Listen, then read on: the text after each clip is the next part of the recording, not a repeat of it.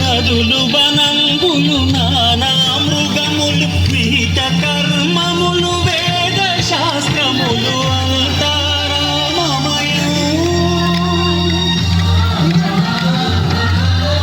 ఈ జగమాతారామమయం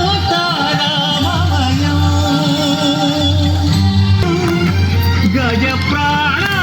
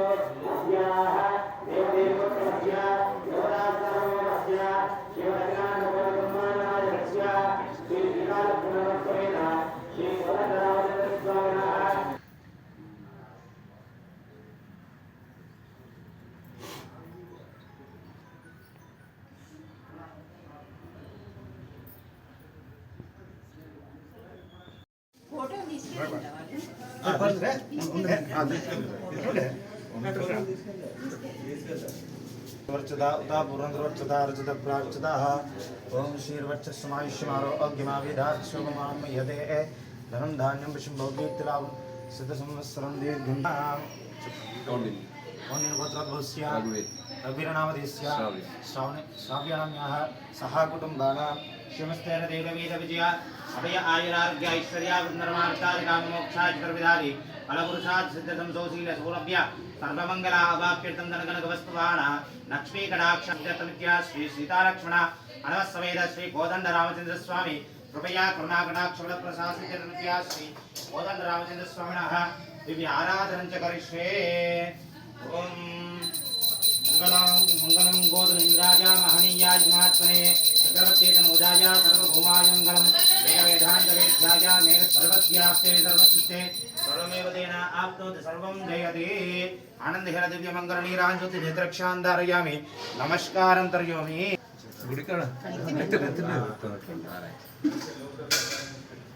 ध्रुवन्दे राजावर्णो ध्रुवं देवो बृहस्पतिः चाग्निष्ठ राष्ट्रं धारयतां ध्रुवम्।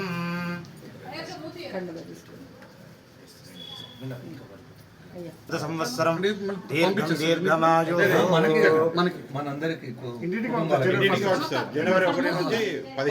అగ్నిరివ శుచిర్భవ ఆదిత్యాదువ తేజోభవ నిష్టోరివ శ్రీమాన్ భవ బ్రహ్మాయురాయుర్భవ ఆయురాయుర్భవ ఇమే శ్రియే పద్మహస్తే సుగంధే వక్షస్థలే పుణ్య సుజాయమానే ప్రబోధమాన గురుదేవత అనుగ్రహ సిద్ధం శ్రీ కోదండ రామచంద్ర స్వామి పరిపూర్ణత అనుగ్రహ సిద్ధిరస్తు తదాస్తు సమస్తభావక్షేరణం రామచంద్ర స్వామి పాదోదక పావనం శుభం ప్రమాయ రస్తసుందరం మదేవం తవపాద పంకజం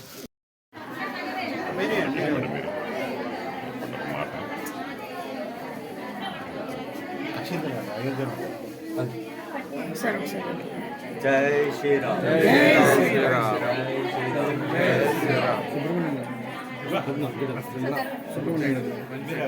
శ్రీరామ్ అధ్యక్షులు అయ్యో మరి మాకు చెప్పగలబోతున్నా సంబడి కాల్డ్ మీ నాకు హిందూ పరిషత్ మీరు బాబు సంబడి కాల్డ్ మీ నేను చెప్పిన ఊళ్ళో హైదరాబాద్ నా బాబు సమీక్ష సమావేశం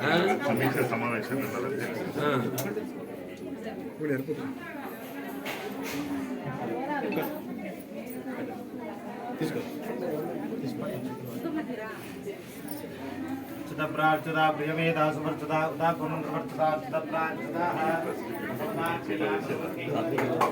శ్రీమన్నారాయణ ప్రీత్యర్థం వస్యాః యజమాన్యస్య గోత్రోద్భవస్య నందివర్ధన గోత్రోద్భవస్య జీవన్ రెడ్డి నామధేయస్య అహల్యానాం యాః సహ కుటుంబానాం క్షమస్తైరధైర్వీరవిజయ అభిజాయురారోగ్య ఐశ్వర్యావృద్ధం ధనకనకవస్తువానిష్టవాన్ చపలప్రసాదితం శ్రీరామచంద్ర స్వామి పరిపూర్ణ అనుగ్రహ సిద్ధిరస్తు। ధ్రువందే రాజావర్ణో ధ్రువం దేవో బృహస్పతిః ధ్రువంతేంద్రచాగ్నిష్టరాష్ట్రం ధారయతాం ధ్రువం యోపాం పుష్పం వేదా పుష్పవాన్ ప్రజావాన్ పశువాన్ భవతి చంద్రమా వా అపాం పుష్పం పుష్పవాన్ ప్రజావాన్ పశువాన్ భవతి ఏకం వేద యోపామాయతరం వేద ఆయతనవాన్ భవతి।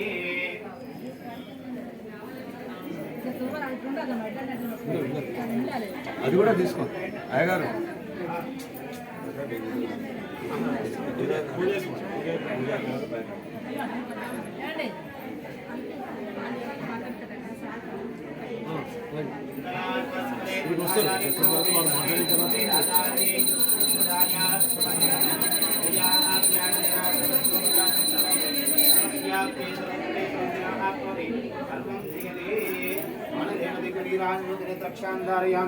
నమస్కారం కరోమి।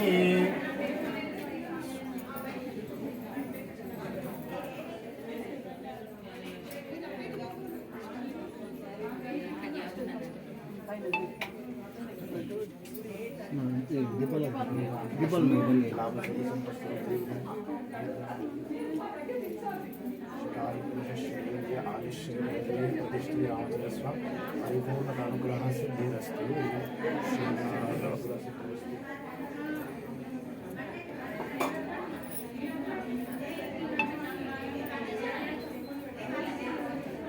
श्रीर्वक्षस्वमायुष्यमारोग्यमावेदात् स्वभवानं मह्यते धान्यं धनं पशुं बहुकीर्तिलाभं शतसंवत्सरं दीर्घं दीर्घमायुः भद्रार्तिवरद गोविन्द गोविन्द श्रीरामदास वरद गोविन्द गोविन्द जय श्रीमन्नारायण जय श्रीमन्नारायण.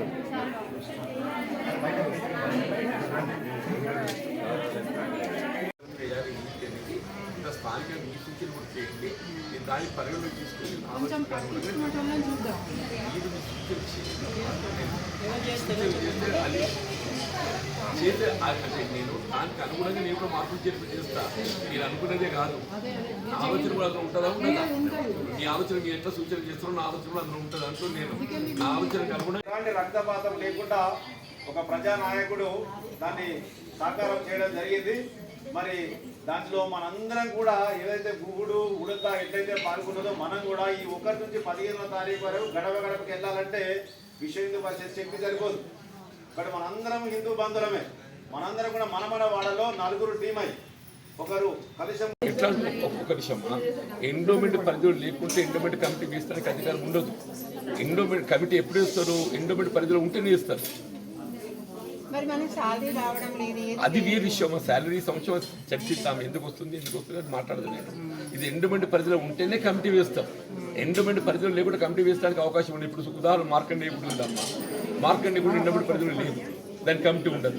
వేణుగోపాల స్వామి గుడి ఉన్నది, ఎండోమెంట్ పరిధిలో లేదు, దాని కమిటీ ఉండదు. అది వాళ్ళ అర్చక ఇది ఎండోమెంట్ పరిధిలో ఉంది, నాకు తెలుసు. ఇది అప్పుడు కమిటీ వేసినాం. ఒకప్పుడు ఈ హరీష్ ఉండే ఒకప్పుడు. ఇప్పుడు అక్కడ మన ఎడ్లంగడిది రామాలయం ఉన్నది, అది ఎండోమెంట్ పరిధిలో ఉన్నది. ఇప్పుడు మా మార్కెట్లో కూడా ఉన్నది, ఎండోమెంట్ పరిధిలో ఉన్నది. ఇవన్నీ తీపిస్తాం తప్పకుండా మీకు ఏం చెప్తుందో సాధ్యమైన తొందరలో ఈ కమిటీ చూస్తాను నేను. కమిటీ ఎట్లా ఉండాలి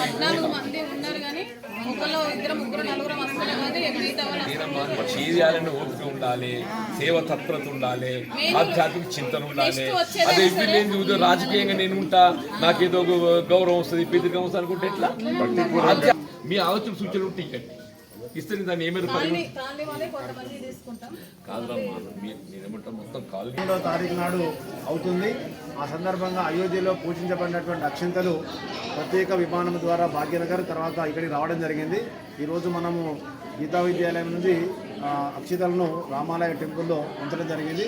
అది 1 నుంచి 15వ తారీఖు వరకు మనం మన జగిత్యాలలో ఉన్నటువంటి గడప గడపకు కూడా అందజేయడానికి ప్రయత్నం జరుగుతుంది. దానికి శ్రీరామ క్షేత్ర తీర్థ ట్రస్ట్ ద్వారా అది నిర్వహించబడుతుంది. ట్రస్ట్ యొక్క అధ్యక్షులు అడ్వకేట్ సుబ్రహ్మణ్యం గారు, అదేవిధంగా సంయోజక అరుణ్, అట్లా విశ్వ హిందూ పరిషత్ వాళ్ళు, నగరంలో ఉన్నటువంటి పెద్దవాళ్ళు టీమ్గా వేయడం జరిగింది.